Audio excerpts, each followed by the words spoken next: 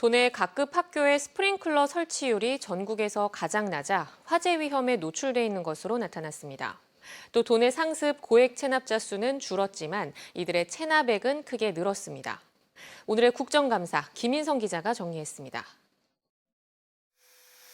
서동용 국회의원에 따르면 2학기 들어 등교 수업이 늘면서 강원도교육청이 도내 각급 학교에 방역 인력 271명을 추가 배치했습니다. 이로써 도내 학교 1,002곳에 학교당 1.4명의 방역 인력이 배치됐지만 전국 평균 2.2명에 비해선 여전히 한참 낮았습니다. 긴급한 화재 상황에 효율적으로 대비하는 스프링클러. 하지만 도내 초중고 특수학교 661곳 가운데 14.2%인 94곳에만 스프링클러가 설치돼 있어 전국에서 설치율이 가장 낮았습니다.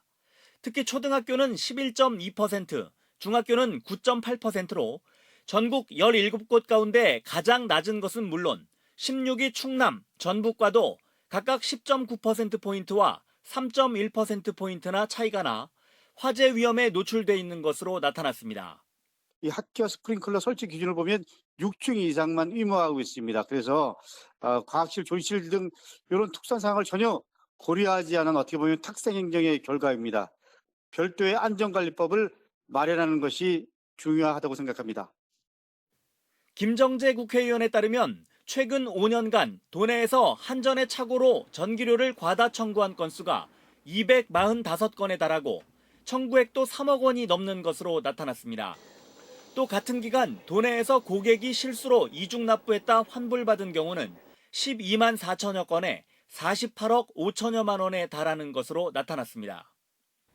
한병도 국회의원에 따르면 도내 상습 고액 체납자는 2018년 196명에서 지난해 177명으로 줄었지만 체납액은 2018년 65억여 원에서 지난해 98억여 원으로 50% 이상 오히려 늘었습니다. 또 도내에 있는 고액 상습 체납자 가운데 15%가량은 월급여 500만 원 이상 급여자인 것으로 나타났습니다. MBC 뉴스 김인성입니다.